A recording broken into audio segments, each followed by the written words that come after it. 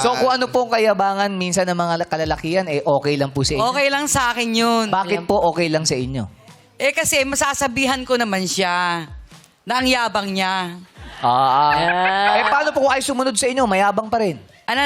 Kahit ayaw sumunod sa inyo, pero mayabang pa rin siya, tinutuloy niya yun, okay lang ba sa inyo? Magyabang siya ng magyabang. Pero paano po? Titigil din yun. Ito po kasi Titigil din siya. Ma'am, pansinin niyo naman yung kaibigan ko. Kanina pa nasa kaliwan. Nakakaganon pa rin. Nandito na ako sa harap, nakaganon pa rin siya. Paano ko paano? Tagal ko Kung dun paano yung talon? Alam mo kung bakit? Bakit? Dito kasi yung angulo ni Mami. Kaya- Napakita niyo yung nunal niya eh. Yung Dito nunal. kasi. Di, baka tsaka akala kasi nila, mother, since dito yung camera, baka akala nila nito yung shot. Yes. May camera din po tayo rito. Hello. Dito ba? Yes. Ay, hindi ka na-turn off sa mayabang. Ano po yung kayabangan na ikaka-turn off nyo, Tita Liz? Ang ikaka-turn off kong kayabangan, yung manlalait ng kapwa.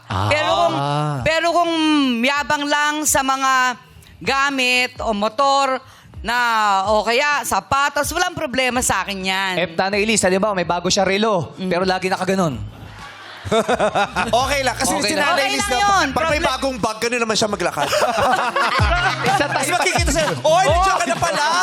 Kanina ka pa pala kain.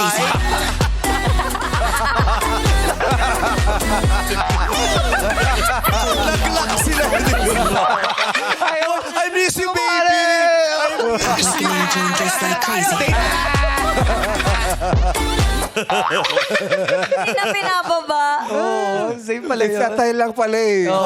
So, okay lang yun sa kanya. Kasi dali lang, palitan natin yung upuan ni tatay para Sino? mangangawit si tatay. Tatay Fair. Sandalan. Ano, tsaka ang nakakangawit dyan, yung pinipilit mo mag-sit up straight, tapos masikip yung polo mo, masikip pa yung pantalon mo, yung...